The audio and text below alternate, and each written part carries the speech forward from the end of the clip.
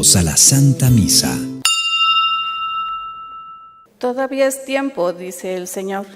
Arrepiéntanse de todo corazón y vuélvanse a mí, que soy compasivo y misericordioso. Honor y gloria del Señor Jesús. Honor y gloria del Señor Jesús. El Señor esté con ustedes. Lectura del Santo Evangelio según San Juan.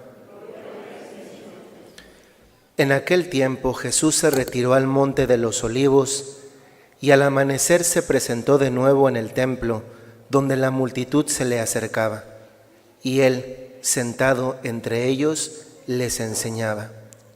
Entonces los escribas y fariseos le llevaron a una mujer sorprendida en adulterio y poniéndola frente a él le dijeron: Maestro, esta mujer ha sido sorprendida en flagrante adulterio. Moisés nos manda en la ley apedrear a estas mujeres. ¿Tú qué dices? Le preguntaban esto para ponerle una trampa y poder acusarlo, pero Jesús se agachó y se puso a escribir en el suelo con el dedo. Pero como insistían en su pregunta, se incorporó y les dijo: Aquel de ustedes que no tenga pecado, que le tire la primera piedra. Se volvió a agachar y siguió escribiendo en el suelo. Al oír aquellas palabras, los acusadores comenzaron a escabullirse, uno tras otro, empezando por los más viejos, hasta que dejaron solos a Jesús y a la mujer, que estaba de pie junto a él. Entonces Jesús se enderezó y le preguntó: Mujer, ¿dónde están los que te acusaban? ¿Nadie te ha condenado? Ella le contestó: Nadie, Señor. Y Jesús le dijo: Tampoco yo te condeno. Vete y ya no vuelvas a pecar. Palabra del Señor. Siéntense un momento.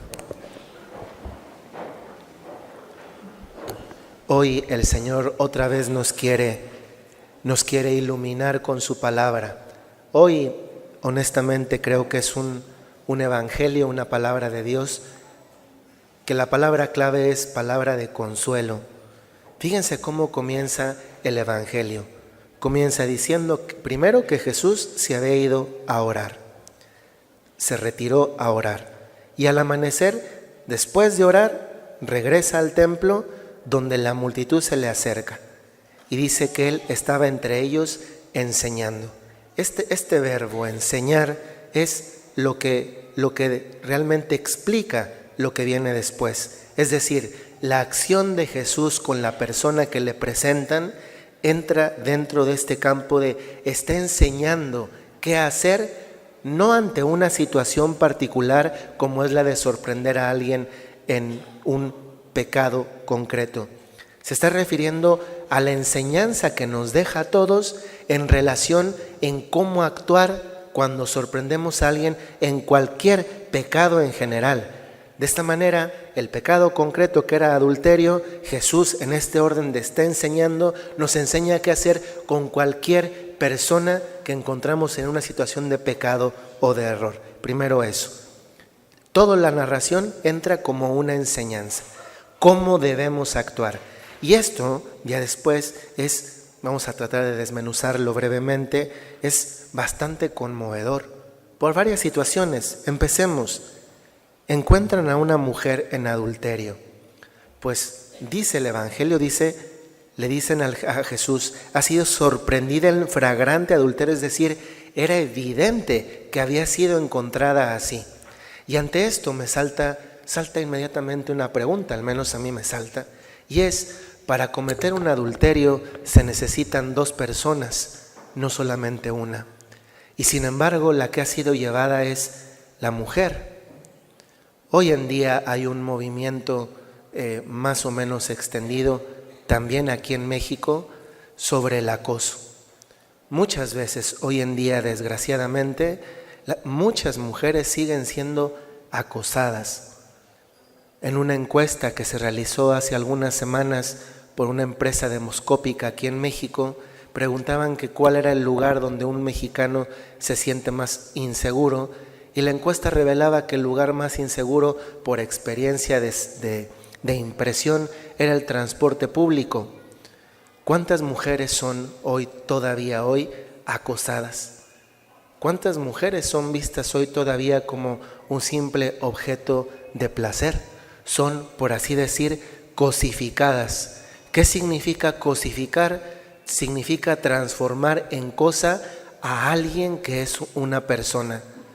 Este evangelio nos muestra ya de inicio una injusticia que es, para cometer un pecado muchas veces, al menos de este tipo, no se necesita una persona, se necesitan dos. Y luego pensemos en lo que significaba una persona que ha sido sorprendida en un momento así. Pues no es que le dicen a la persona, ¿sabes qué? Vístete, cámbiate, arréglate y ya después te llevamos por la calle. La han llevado posiblemente arrastrando, posiblemente sin cubrir y por tanto faltando a ese principio que todavía muchas personas conservan, como es el principio del pudor, es decir, no puedo exhibir mi cuerpo públicamente, y por tanto, antes que llevarla a Jesús, imagínense lo que va pasando en el corazón de la persona que ya sabe lo que le puede suceder. Lo dicen los mismos acusadores. Moisés nos manda a apedrear, pero ir con la pena todavía de ir llevada por la calle sin poderse proteger con la ropa, porque va siendo vista. Y además, no solamente eso, añadirle el elemento de que si va siendo llevada así por la calle, lo que nos sucede tantas veces a nosotros como es, ¿qué hizo esa persona para ser llevada de esa forma públicamente por la calle? Llevarla, imagínense lo que pasa por el corazón de esta mujer. Una vez que le dicen a Jesús, Moisés nos manda a apedrear, el corazón latiendo a 1000 por hora, y en ese momento Jesús, como dice aquí, le llevaban a la mujer no porque querían justicia. A fin de cuentas, supuestamente ya sabían que se tenía que hacer por justicia, apedrear. Dicen, la llevaban porque querían ponerle una trampa para poder acusarlo. Dice la palabra de Dios. ¿A quién? A Jesús. Fíjense, la mujer que había sido cosificada por la persona con la que había cometido el adulterio, era otra vez cosificada, instrumentalizada por quien la quería usar, otra forma distinta, pero al final también forma de prostitución de la mujer, de esta mujer, para tener un pretexto para acusar a Jesús. Y este ejemplo evoca, si ustedes recordarán el Evangelio, otro ejemplo que es cuando le llevan a Jesús y le dicen, Jesús, ¿tenemos que pagarle el impuesto al César o no? Y Jesús saca esa frase que ya trasciende el ámbito del Evangelio y que es usado incluso por personas no creyentes, que es la respuesta del Señor. A ver, enséñame la moneda. Le enseña la moneda y dice, ¿de quién es la cara? Del César. Pues denle al César lo que es del César y a Dios lo que es de Dios. Respuesta magistral. Aquí otra vez le están tentando en la misma dirección. En la otra han querido instrumentalizar el impuesto. Aquí a una persona es doblemente abusada. Primero en el adulterio y ahora por quien quiere instrumentalizarla para tener de qué acusar a Jesús. Y Jesús, como no responde, se pone a escribir en el suelo, le vuelven a insistir y da la respuesta magistral. Quien no tenga pecado, que arroje la primera piedra. ¿Saben qué nos está enseñando con esto el Señor como aplicación en nuestra vida? A veces, muchos de ustedes cuando se confiesan, uno de los pecados tal vez más recurrentes es cuando dicen, es que yo he hablado mal de alguien. Fíjense que en este caso, realmente la persona había cometido un pecado. El adulterio es un pecado y es algo cometido realmente la mayoría de las veces queriendo la persona. ¿Y qué hace Jesús cuando se entera de un pecado que ya es público? ¿No es verdad que a veces cuando escuchamos decir de alguien, es que esta persona tal, y nosotros en lugar de proteger a la persona tal, por mucho que no nos simpatice, lo que hacemos es añadir una piedra más arrojada a la persona a la que ya se le arrojó una piedra, a su reputación y a su fama? ¿Qué sentimos nosotros cuando alguien habla mal de nosotros?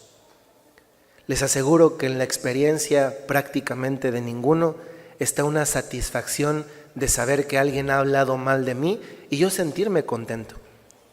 Y a mí me impresiona, primero, que sea tan frecuente el hablar mal de alguien más, sabiendo que nuestra experiencia es que a mí no me gustaría que me sucediese eso.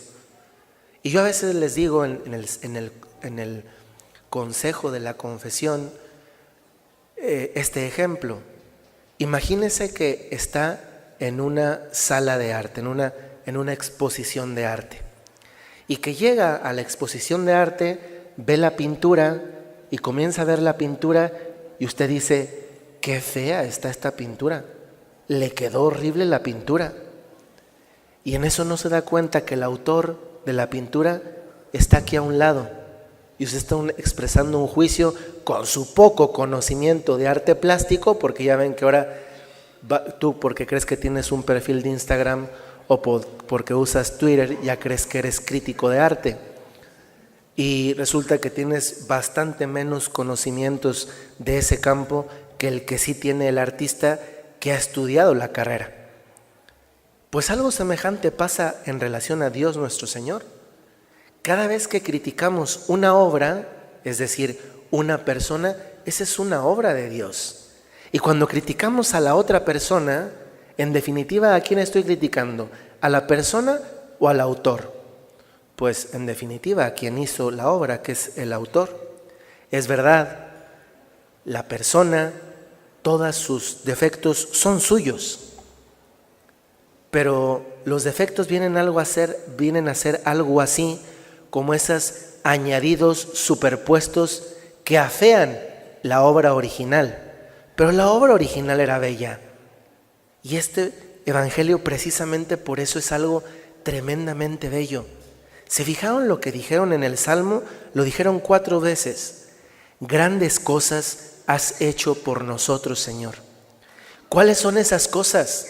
Muchas veces nosotros hemos sido esos adúlteros, esas personas del evangelio criticadas por alguien más, a la que el Señor, en lugar de sumar una piedra, suma el protegernos y el decir, a este hijo, a esta hija mía, nadie me lo apedrea. Lo ha hecho el Señor. ¿Cuántas veces hemos ido a la confesión y cuántas veces te ha caído una piedra? Salvo que estés en Ciudad de México y que tembló, dudo que te pasó en algún otro lugar. El Señor no arroja piedras. El Señor pone un escudo para que la piedra no te llegue. Fíjense, es hermosísimo el diálogo final entre Jesús y la mujer pecadora. Le dice, después de que Jesús dice, está bien, les está diciendo, consiento en que arrojen la piedra. Pero para que la arrojen, el que la arroje, que sea consciente de que no tiene ningún pecado. Si hoy estuviera aquí una persona pecadora profesional, sorprendida en flagrante situación de su pecado, sea el que sea, ¿qué hacen los papás cuando se enteran de los errores de sus hijos? Los exhiben, los acusan, dicen que no hay mejor manera de corregir para un padre. Padre, corrige en privado y felicita en público. Pero ese consejo también aplica a los hijos que de repente les gusta corregir en público al papá y jamás felicitan ni en privado. ¿Qué hace Dios con nosotros? Nos protege de la piedra. ¿Qué hace con nosotros Dios en la confesión? Lo mismo que aquí. Dice, ¿dónde están los que te acusan? ¿Alguien te ha condenado? Ella le contestó, nadie, Señor. Y le dijo, tampoco yo. Es decir, el único que sí te podía condenar, yo tampoco te condeno. Vete, pero ojo, porque a veces nos gusta tener una relación con un Dios que parecería Winnie Pooh o Mickey Mouse, porque lo siento tan tierno que parecería que no me dice el nombre de mi pecado. Y no, si dice, tampoco yo te condeno. Y sí, dice vete, pero también dice no vuelvas a pecar. Y esta parte es la que a veces no nos gusta que nos digan, pero el Señor la dice, vete y no vuelvas a pecar, porque ya te protegí una vez de que no te caigan las piedras. Lo leíamos en el Evangelio de la semana pasada. Perdón, no fue un evangelio de la semana o de hace 2 semanas, donde Jesús le decía al ciego que ha curado, le dice, vete y no vuelvas a pecar, lo mismo que hoy, vete y ya no vuelvas a pecar, pero aquel ciego le dice, no sea que te pase algo peor. A veces nos sucede así, que sabía que si yo repito el pecado que el Señor me dijo, hijo, es que ya te perdoné, porque me pediste perdón. Esta mujer, ¿con qué actitud le está pidiendo perdón si no lo ha manifestado teóricamente, verbalizadamente? Lo está manifestando con su actitud. ¿Cómo nos ponemos cuando pedimos perdón al Señor? Usualmente, porque esa es la manera ordinaria de pedir perdón en el sacramento de la reconciliación, de rodillas. Esta mujer está postrada, no está de rodillas, está postrada. La actitud más físicamente, con gesto de pedir un perdón, y lo está en esa actitud, pero es que además tiene el ánimo porque está manteniendo la conversación. Es decir, esta mujer aprendió la lección. El problema es que nosotros queremos muchas veces ser cubiertos de la pedrada, perdonados de la pedrada, lanzados diciendo ya vete, pero sin ganas de volver, de dejar el pecado cometido. Ojalá que este evangelio de hoy nos anime, nos interpele interiormente a algo, a la correspondencia y algo más. Primero, la correspondencia con ese Dios que dice, yo a este hijo lo protejo. Qué ternura en ese gesto de protección, como hacen muchos de los seres humanos, de los padres con sus hijos, pero que también nos mueva a algo práctico en relación con los demás, a proteger al otro también de las pedradas. ¿Qué diferencia hay entre sentirte protegido porque sabes que tu amigo, que tu amiga no va a hablar mal de ti, que tu hermano, que tu cuñada, que tu suegra no va a hablar mal de ti, o tu nuera no va a hablar mal de ti, que tus primas, tu pandilla, tu raza, y ponle lo que quieras, no va a hablar mal de ti, que te va a cubrir las espaldas? Pero obviamente esa actitud es recíproca también cuando yo hago lo mismo, cuando protejo la reputación del otro. Sea alabado Jesucristo.